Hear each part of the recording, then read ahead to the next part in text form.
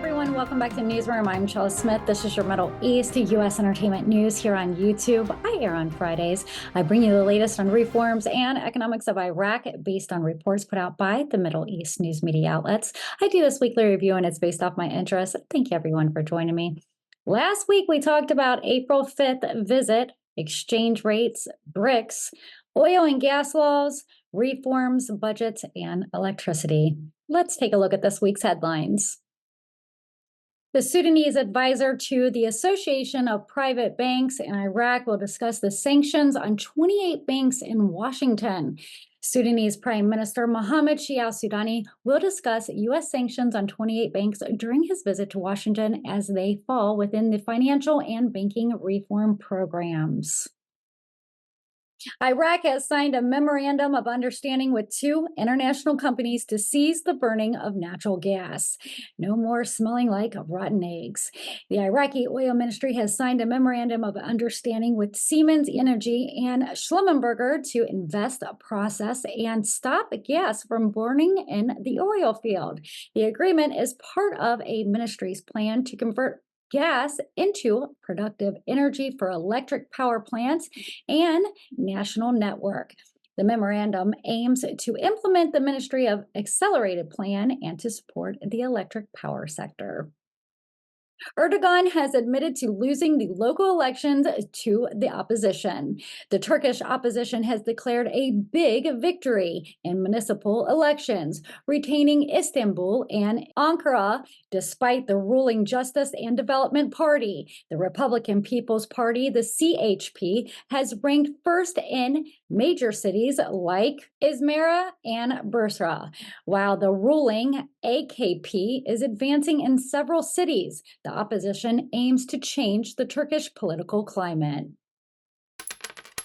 The central bank has reported 52 increases in its cash credit ratio in 2023. The central bank reported a 52% increase in cash credit to total deposits in the Iraqi sector in 2023 compared to 47% in 2022 and 55% in 2021. Let's see how 2024 goes.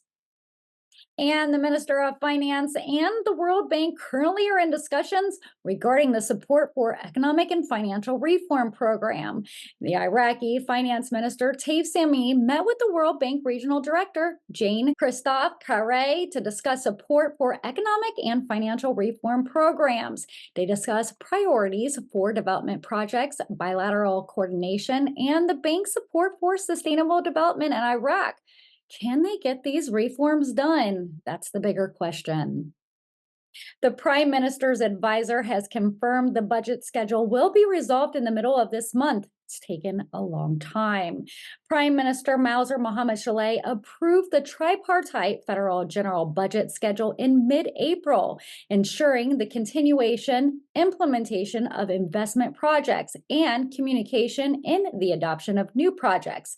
The three-year budget was the first experiment in the country's financial history, and the Council of Ministers is working on implementing the budget details currently. With such a busy week in Iraq, the Sudanese deputies are urged to pass laws aimed at enhancing the investment environment and economic development. This will be a good step for Iraq. Prime Minister al-Sudani emphasizes the importance of integration and coordination between executive and legislative authorities, focusing on service and reform aspects and promoting investment, environment, and economic development. The U.S. is closing its oil revenues accounts, posing a threat to the Iraqi economy.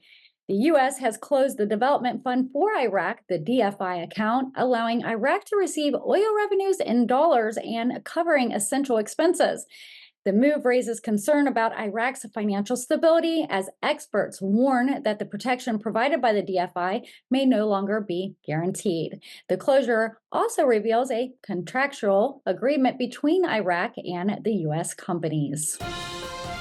There's so much going on with these government banks. The Sudanese directives were not complied with by the government banks and parliamentary financial sector. The Sudanese Parliamentary Finance Committee member Moin Al-Kazmi confirms that the government banks do not comply with the Sudanese directives on loans interest rates, as many advanced and loan monies are privately owned. The committee will discuss granting loans and advancing to employees and their citizens. Iraq is aiming to decrease its external debt by $1.5 billion. Iraq's Council of Ministers has approved a $1.5 billion reduction in the external debts, following recommendations from the Economy and the Duwan Order Committee. The decision included canceling lagging loans, borrowing requests, and reducing public debt to $8.9 billion. The council also approved increasing project costs for schools, rain tanker projects, and the Al Rashid Ham sewers project. The government also included a debt guaranteed for Ben Omar Field gas project and guaranteed a payment guaranteed for energy purchases. The government approaches the private sector support, including price reduction rates, equal investment support, and price adjustment for the LPG liquid gas products. The Central Bank of Iraq has clarified the process for depositing oil revenues abroad, stating that the Central Bank of Iraq has revealed the mechanisms for depositing oil revenues abroad, stating that the legal basis is at the end of an executive order granted immunity to Iraqi funds in 2003. The IRAQ2 account is used to deposit Iraqi crude oil export funds, ensuring that they are not exposed to creditor claims. This was really interesting because the DFI closure for the first time since 2003 appears to indicate a financial break in the system. Ooh, let's see how this turns out. The Central Bank of Iraq has announced the launch of 1.5 trillion dinars worth of bonds at an interest rate of 8.5%. The Central Bank of Iraq plans to issue injas bonds worth 1.5 trillion dinars for 2023 through 2025. The financial budget law, which was the first two categories paying 6.5% interest every 6 months for 2 years. And we've talked about this throughout the last few weeks, but Erdogan is scheduled to visit Iraq on April 22nd. Hopefully they're not empty-handed. Turkish President Erdogan plans to visit Iraq for the first time in 12 years, signed agreements, and meet with Egyptian and Greek leaders in May. And let's talk about these auctions. The central bank has sold over $250 million during the auctions this week. The Central Bank of Iraq reported hard currency sales of $256 million in transactions, with a total internal cash withdrawals of $11,710,000, and overseas transfers came out to be $244,703,014. A government advisor has revealed Iraq's significant foreign and internal debts, and plans are underway to pay them. Iraq's financial advisor, Mohammed Mauser-Shaleh, has revealed the country's foreign and external debts, stating that the government has plans to pay them back. The internal debt is small, accounting for less than 30% of the GDP, and the remaining debt is less than $20 billion. Shaleh also highlighted that the largest debt is internal, with 98% being between the government, banks, the Central Bank of Iraq, and the Ministry of Finance. Iraqi banks have experienced a significant growth in the past year.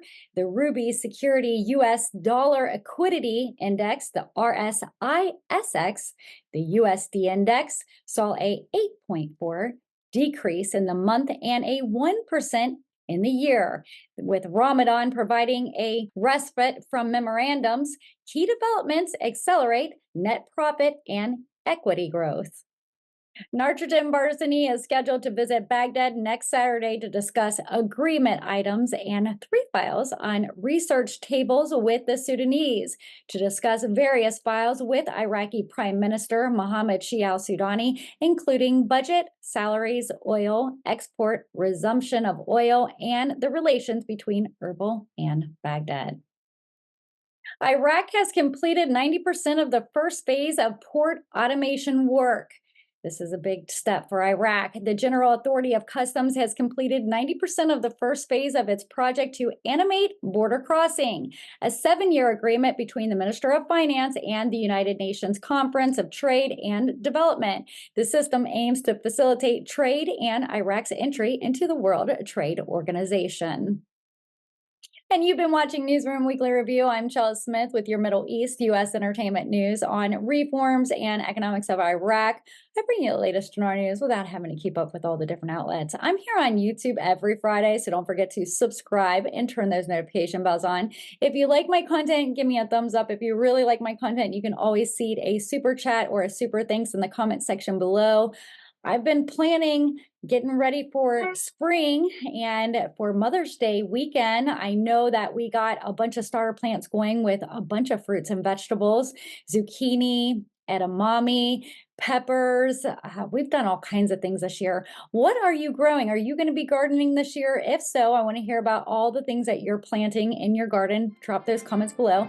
And what do you think about all this movement with all the central bank, everything that's going on this week in the news? Again, thank you for being a subscriber and thank you for visiting Newsroom Chella Smith for your trusted Dinar news. I'll see you guys next week. Have a fabulous weekend. Take care. Make sure you join us Fridays, 4 p.m. with Newsroom Updates with Chella Smith Entertainment News.